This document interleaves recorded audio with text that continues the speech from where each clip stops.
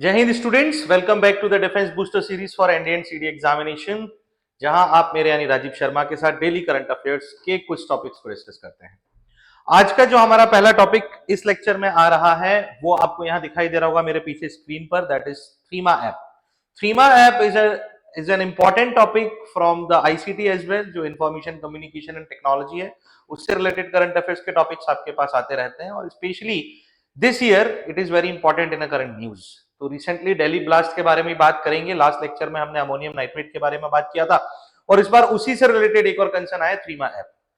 जो इन्वेस्टिगेशन हुआ है उसमें यह पता चला है, जो इन्वेस्टिगेटिंग एजेंसीज हैं उन्होंने ये पता लगाया है कि जो टेररिस्ट थे, जिन लोगों ने ये पूरा प्लान किया दिल्ली ब्लास्ट से रिलेटेड और आगे भी जो प्लान कर रहे थे, उसके लिए जो कम्युनिकेशन उनके बीच में हो रहा था, उनका वो एक इंटर कम्युनिकेशन जो था उसे थ्रीमा ऐप के प्लेटफॉर्म पर किया जा रहा था।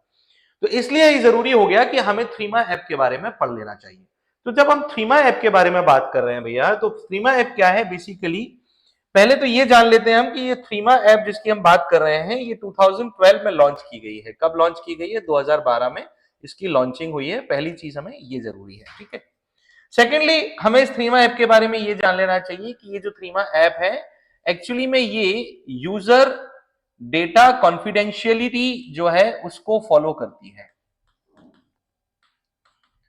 यूजर डेटा कॉन्फिडेंशियलिटी का मतलब क्या है कि यूजर का जो डेटा है उसे गोपनीय रखने का काम करती है। दूसरे मैसेजिंग एप्स या कम्युनिकेशन एप्स जिनका आप यूज करते हैं ऑन एंड्रॉइड और आईओएस और any Windows platform, for example आप सबसे ज्यादा व्हाट्सएप का यूज करते हैं, सिग्नल्स का यूज करते हैं, टेलीग्राम का यूज करते हैं या कि फिर मेटा मैसेंजर का यूज करते हैं।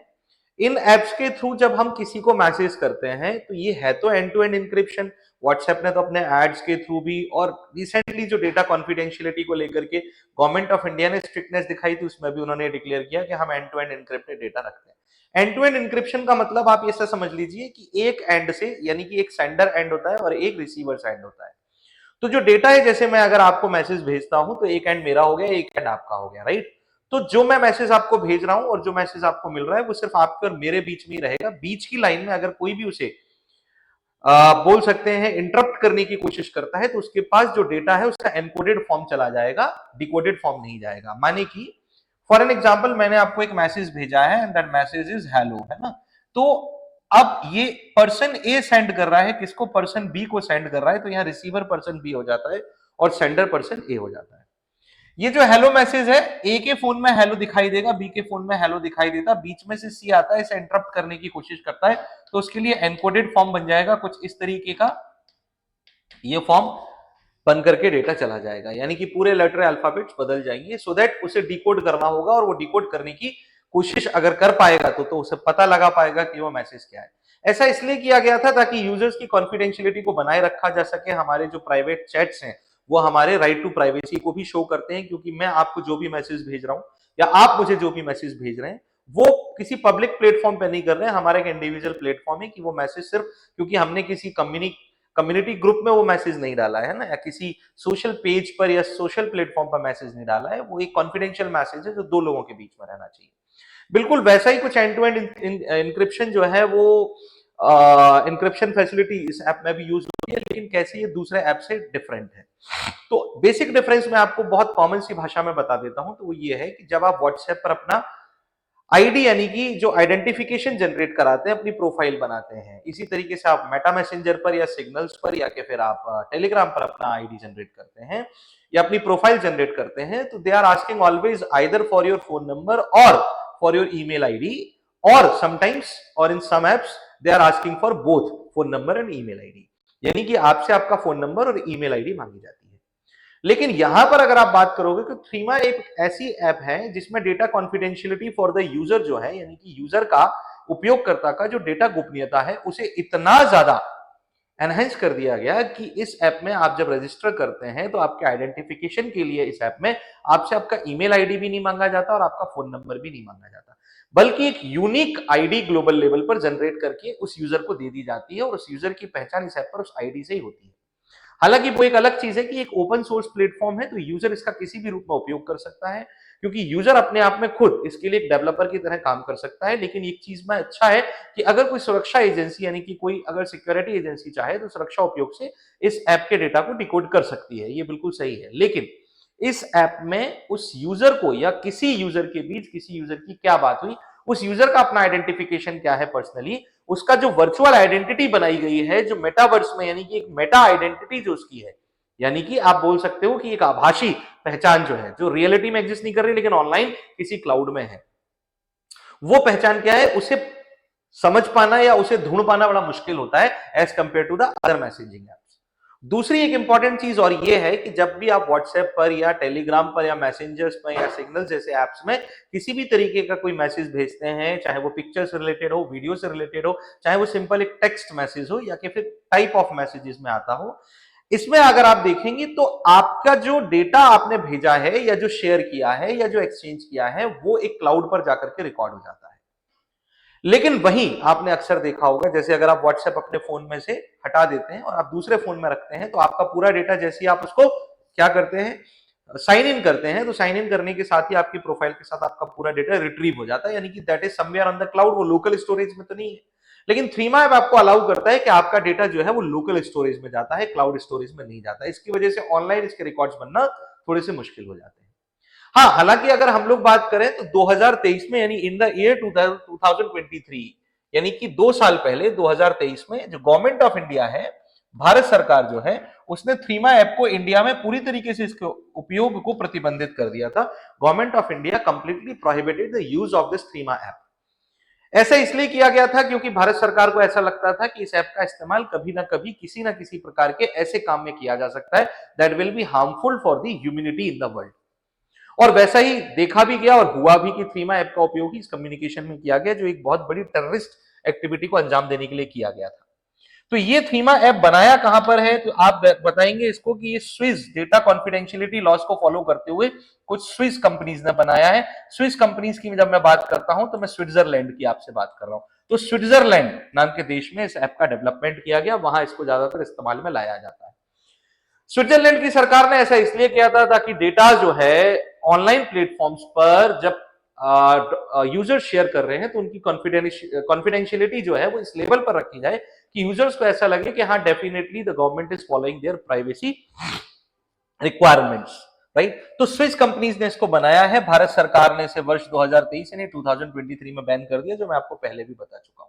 ये रैंडम यूजर आईडी आपको क्रिएट करके देता है, इस वजह से आपका original identification number by tracing your phone number और ईमेल आईडी पता लगाना बेटा बहुत मुश्किल होता है, क्योंकि इस पर मेटा डेटा में आपकी सही पहचान ढूंढ पाना बड़ा मुश्किल है। तो स्विस कंपनीज का ये जो स्विस डेटा प्राइवेसी लॉ है, यानी कि स्विस का डेटा गोपनीयता कानून जो है उसका बहुत स्ट्रिक्टली पालन किया जाता है। इसके लिए तो स्विट्जरलैंड बहुत शुरू से ही फेमस है। आपको पता है स्विस बैंक्स में स्विस बैंक के अकाउंट होल्डर्स जो हैं उनके भी आइडेंटिफिकेशन को किस तरीके से कॉन्फिडेंशियल रखा जाता है, पूरी तरीके से प्राइवेट रखा जाता है। वैसे ही अभी ऐप के लिए भी है। खैर, तो ये ऐप बहुत इंपॉर्टेंट ऐप रहेगा आपके लिए, इसको आपको पढ़ना चाहिए और इसके बारे में थोड़ी बहुत जानकारी रखिए। फैक्चुअल टॉपिक है तो एग्जाम में पूछे जाने की संभावना बनती है।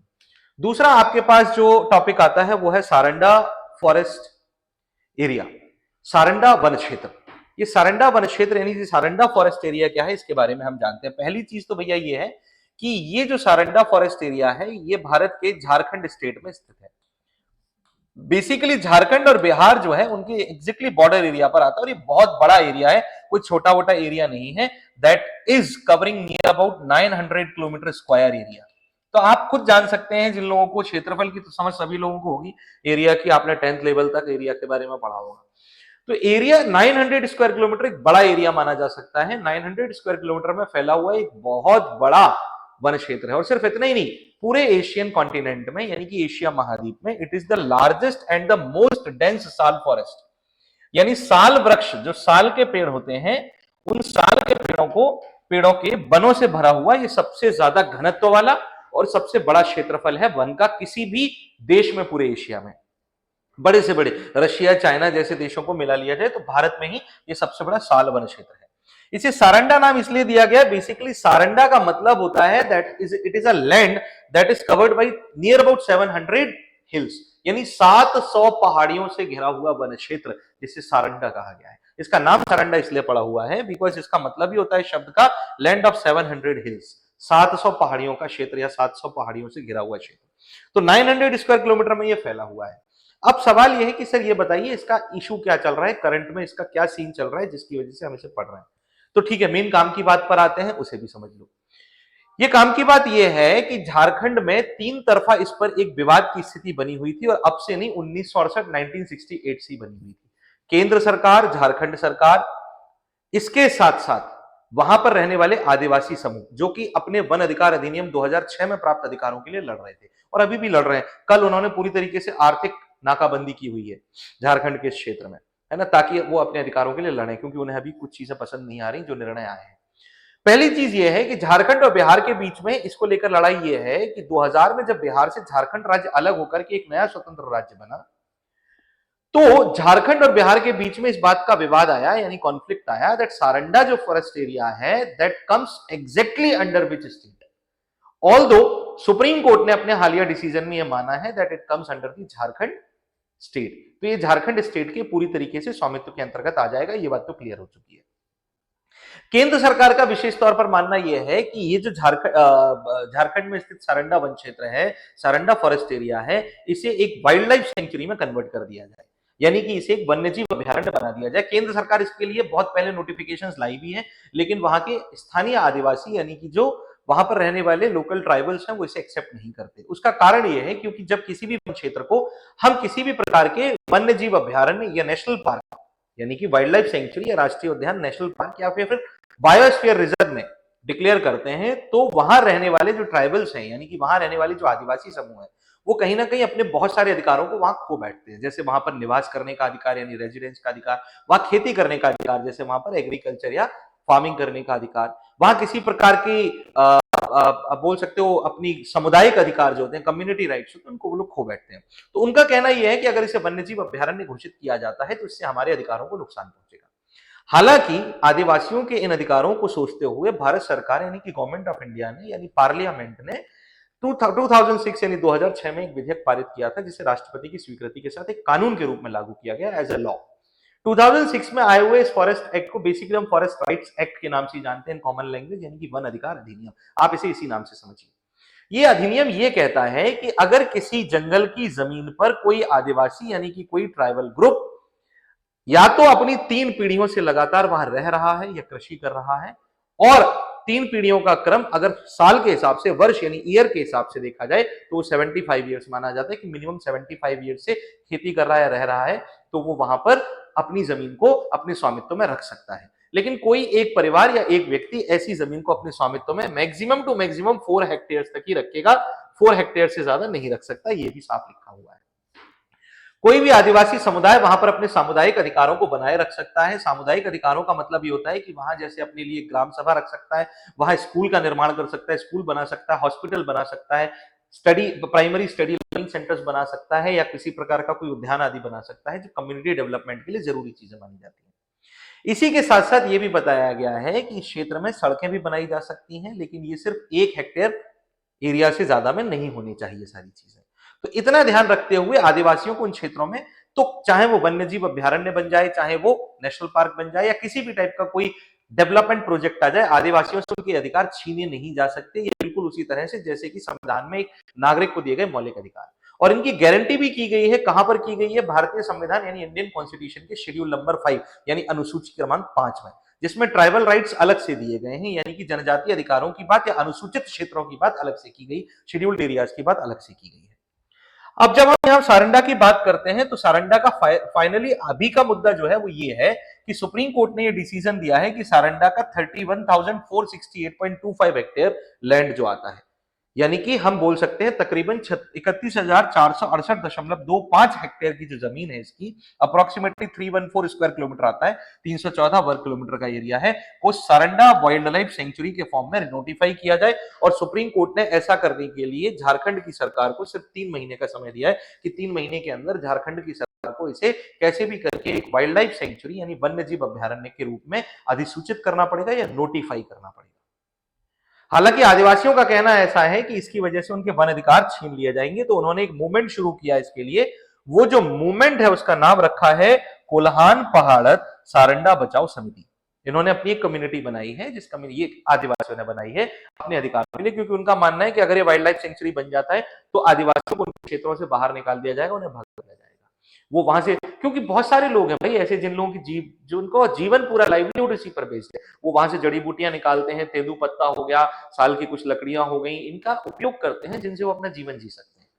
उन लोगों को इसके अलावा कुछ नहीं आता, सालों से उन्होंने यही सीखा। डेवलपमेंट की जो मेन दौड़ है उसमें तो वो कभी शामिल ही नहीं हुए इंडिया की मेन इकोनॉमिक स्ट्रीम में। तो वो कह रहे हैं कि अगर हमें यहां से निकाल दोगे तो हमारे जीवन का मतलब ही क्या रह जाएगा, हम क्या करेंगे, जो चीज हम जानते हैं वहां से हमें बाहर कर दिया जा रहा है। और एक बहुत इंपॉर्टेंट चीज भी है, क्योंकि जो ट्राइबल्स ये जानते हैं कि जंगलों में रहना कैसे, इनका रखरखाव कैसे करना है, इन्हें सुरक्षित कैसे रखना है। आप और हम कल को जंगलों में जाकर के अपनी तकनीकी की दम पर ये नहीं कह सकते। देखो वहां के जानवर भी इनके साथ फ्रेंडली होते हैं, वहां के पेड़ इनका एहसास कर पाते हैं कि हमें इनके साथ कैसे ग्रो करना है, क्योंकि ये सालों से उन्हीं का हिस्सा है। इस वजह से ट्राइबल्स को ये राइट दिए गए, और ट्राइबल्स अपनी तरफ से, हालांकि झारखंड स्टेट गवर्नमेंट जो है उसका इस बात में कहना यह है कि इन्होंने केंद्र सरकार में एक याचिका डाली थी, एक अनुरोध याचिका थी, एक रिक्वेस्ट प्ली थी, जिसमें उन्होंने ये कहा था कि सर 31,468 की जगह क्यों ना 24,941 वर्ग किलोमीटर हेक्टेयर का जो एरिया, सॉरी हेक्टेयर का एरिया है, यानी तकरीबन 24,000 ऑलमोस्ट 25,000 हेक्टेयर ही हो गया, तो तकरीबन 25,000 हेक्टेयर ही रखा जाए, 36,000 हेक्टेयर ना रखा जाए। उनका कहना है कि सर ये 11,000 हेक्टेयर कम कर दिया जाए। हालांकि सुप्रीम कोर्ट ने उनकी इस याचिका को खत्म कर दिया है, खारिज कर दिया। इससे झारखंड सरकार का एक नुकसान है, और वो नुकसान क्या है उसे भी समझिए। सारंडा फॉरेस्ट एरिया में तकरीबन 26% देश भर में उत्पादित होने वाला जो आयरन है, यानी कि जो लोहा है, लौह है, उस धातु का अयस्क जो है वो छुपा हुआ है, दबा हुआ है, यानी 26% तक भारत का कितना 26% तक आयरन रिजर्व जो है, लोहे का भंडार जो है वो सारंडा फॉरेस्ट एरिया में आता है। अब समस्या यह है कि अगर ये आदेश पारित हो रहा है तो इस आदेश में सुप्रीम कोर्ट ने साफ तौर पर यह मेंशन किया है, अपने इस वर्डिक्ट में सुप्रीम कोर्ट ने क्लियरली यह मेंशन किया है कि सर ये 31,468.25 हेक्टेयर का जो लैंड, यानी कि लगभग 314 किलोमीटर स्क्वायर की भूमि, 314 किलोमीटर स्क्वायर का जो लैंड है, जिसे हम नोटिफाई करवा रहे हैं वाइल्ड लाइफ सेंचुरी के रूप में या के फॉर्म में, तो उसमें उन्होंने ये भी कहा है कि इस एरिया के, यानी कि जहां तक ये वाइल्ड लाइफ सेंचुरी बनेगी उसके 1 किलोमीटर, कितना 1 किलोमीटर एरिया तक बाहर, यानी उसके आगे, जब ये खत्म हो जाएगा वाइल्ड लाइफ सेंचुरी का एरिया, तो वहां से 1 किलोमीटर तक आप माइनिंग नहीं कर सकते, आप खनन नहीं कर सकते। और अगर ये माइनिंग नहीं हो सकती है तो आप सोचो इतने बड़े आयरन रिजर्व में, जो कंट्री में 26% सिर्फ एक स्टेट से आ रहा है, एक एरिया से आ रहा है जो 900 स्क्वायर किलोमीटर में फैला हुआ है, और उसका लगभग 300 स्क्वायर किलोमीटर एरिया जो है वो इसमें आ जाएगा, तो कितना परसेंटेज ऑफ आयरन झारखंड के पास रह जाएगा। क्योंकि सरकार कहीं ना कहीं चाहती है कि हम ज्यादा से ज्यादा लोहा खोद कर निकालें तो ज्यादा अच्छा है। आदिवासियों को तो इससे भी चिढ़े कि भाई ऐसा क्यों कर रहे हैं। तो बेसिकली सारंडा फॉरेस्ट एरिया जो है वो विवाद का एक बड़ा विषय बना हुआ है। हालांकि सुप्रीम कोर्ट इस पर ऑलरेडी वर्डिक्ट दे चुका है, तो अब ज्यादा कुछ होना गाना है नहीं है, जो भी होगा वो बाद में देखा जाएगा। चलिए आज का हमारा जो नेक्स्ट टॉपिक है, थर्ड टॉपिक है, that is drone city and the space city. Industrial development ministry जो है, उद्योग विकास मंत्रालय जो भारत का है, जिसे हम union ministry of commerce and industries के नाम से जानते हैं, यानी कि वाणिज्य और उद्योग मंत्रालय के नाम से जानते हैं, उस मिनिस्ट्री ने हालिया तौर पर आधारशिला रखी है, नींव रखी है, फाउंडेशन रखी है एक नए प्रोजेक्ट की, जिस प्रोजेक्ट का नाम है ड्रोन सिटी और स्पेस सिटी। इंडिया अब अपना खुद का सेल्फ कंस्ट्रक्टेड ड्रोन सिटी और स्पेस सिटी बनाने जा रहा है। ये वो एरियाज होंगे जहां पर सिर्फ और सिर्फ ड्रोन बनाने की या मैन्युफैक्चरिंग की और उनके डेवलपमेंट से रिलेटेड, नए इनोवेशन से रिलेटेड जो इंडस्ट्रीज होंगी, प्रोजेक्ट लैबोरेटरीज होंगी, या डेवलपमेंट सेंटर्स होंगे, रिसर्च सेंटर्स होंगे, उन्हें डेवलप किया जाएगा। यानी इस पूरे क्षेत्र को सिर्फ इसी चीज से जाना जाएगा कि यहाँ ड्रोन ही ड्रोन है। इसी तरह से स्पेस सिटी, जहां पर स्पेस से रिलेटेड अदर इंडस्ट्रीज डेवलप होंगी।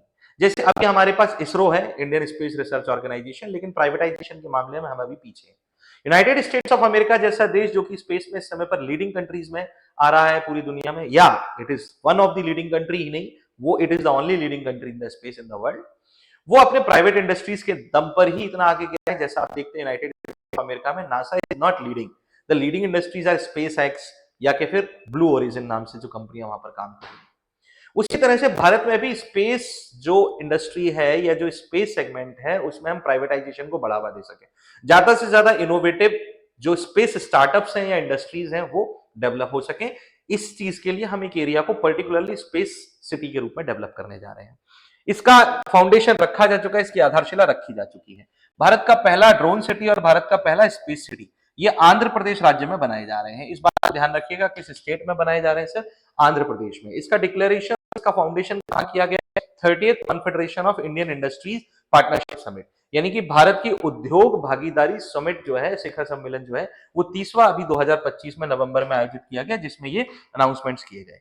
अब क्या हो रहा है बेसिकली कि 300 एकड़ का एरिया जो है ड्रोन सिटी के लिए रिजर्व किया गया है, जहां ड्रोन सिटी बनाई जाएगी 300 एकड़ में, और ये करनूल, आंध्र प्रदेश में करनूल जिले के पास में बनाई जा रही है। इसी तरीके से आंध्र प्रदेश में ही बंगाल की खाड़ी में स्थित श्री हरिकोटा द्वीप के बारे में आपने सुना होगा, यानी Shri Harikota island. It is India's satellite launching site. यहां पर श्री सतीश धवन स्पेस सेंटर है। श्री सतीश धवन स्पेस सेंटर से ही हम सैटेलाइट्स को लॉन्च करते हैं, यानी इसरो के सारे सैटेलाइट्स यहां से लॉन्च किए जाते हैं। इसरो ठीक है, सारे सैटेलाइट्स यहीं से लॉन्च किए जाते हैं।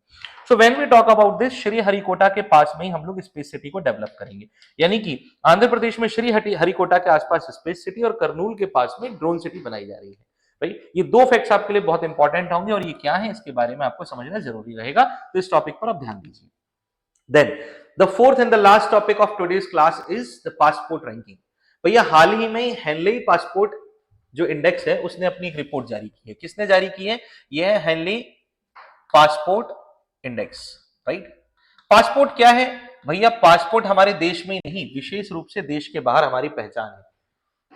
It is very essential document. जिन लोगों ने नहीं बनवाया जल्दी से जल्दी बनवा ले, that is very essential document. देश के प्रति आपका एक कर्तव्य ये भी है कि आप देश को अपनी सही पहचान बताएं, जो पासपोर्ट से शुरू होती है। आधार पहचान का प्रमाण नहीं है, जिन लोगों को लगता हो, मैं पहले ही बता देता हूं, Aadhaar is not the certification of your identity. चलिए वापस आते हैं पासपोर्ट पर। तो हेनली पासपोर्ट इंडेक्स की अभी हालिया तौर पर रैंकिंग की एक नई सूची आई है। भारत का परफॉर्मेंस गिर गया है।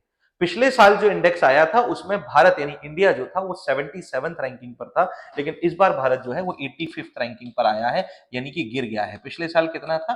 2024 जो 25 के लिए लाई गई थी, और इस बार 25-26 के लिए लाई गई है, यानी भारत की रैंकिंग गिर गई है।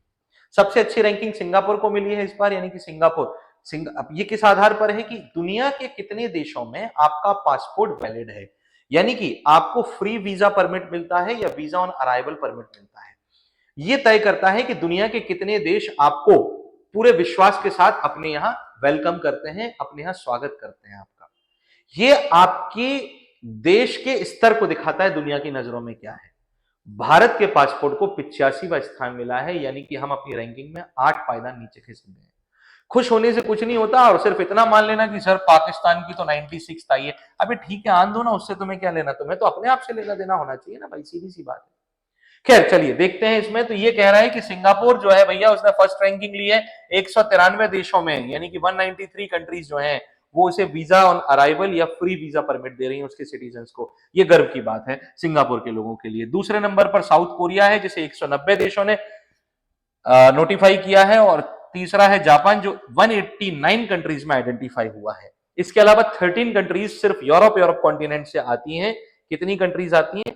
13 कंट्रीज, जिन्हें लगभग 187 देश वेलकम करते हैं बिना वीजा के या वीजा ऑन अराइवल पर। राइट, तो ये है वीजा फ्री नेशंस कितने हैं उनके लिए, वीजा ऑन अराइवल कितने हैं। भारत की 85 रैंकिंग के साथ अगर आप देखोगे, आप भारतीय हो, तो आपको 57 देशों में वेलकम किया जाता है, 57 कंट्रीज। अब सवाल एक और उठता है कि भारत में कितने प्रकार के पासपोर्ट चलते हैं। जब बात चली है तो दूर तलक जाने दो, थोड़ी सी चीजें और सुन लो। जो इंडिया है उसमें अभी हालिया तौर पर 3 टाइप के पासपोर्ट्स वैलिड हैं। जो 3 टाइप के पासपोर्ट्स आपको दिखाई देते हैं, these passports are blue passport, black passport and maroon passport. Blue passport common लोगों के लिए जारी किया जाता है, और ये 2 फॉर्म में जारी होता है, एक ईसीआर फॉर्म में और एक ईसीएनआर फॉर्म में। इसका मतलब क्या होता है? ईसीआर का फुल फॉर्म होता है इमिग्रेंट चेक रिक्वायर्ड या इमिग्रेशन चेक रिक्वायर्ड, और ईसीएनआर का फुल फॉर्म होता है इमिग्रेशन चेक नॉट रिक्वायर्ड। इसका मतलब क्या है? जब आप किसी देश में जाते हो तो आपका इमिग्रेशन प्रोसेस होता है, जिसमें आपकी पूरी प्रोफाइल चेक की जाती है, उसके बाद ही आपको उस देश में एंट्री दी जाती है। जब भी आप भारत से बाहर किसी देश में जाएंगे तो you have to go through immigration process. लेकिन अगर आपका पासपोर्ट ईसीएनआर है तो आपको इस इमिग्रेशन प्रोसेस के थ्रू नहीं जाना होता, क्योंकि उस पर लिखा होता है immigration check not required. Basically होता क्या है कि भारत में रहने वाले वे लोग जिन्होंने 10वीं तक के स्तर की कक्षा पास नहीं की, यानी कि वो 10वीं तक के स्तर तक नहीं पढ़े हुए हैं, पहली चीज।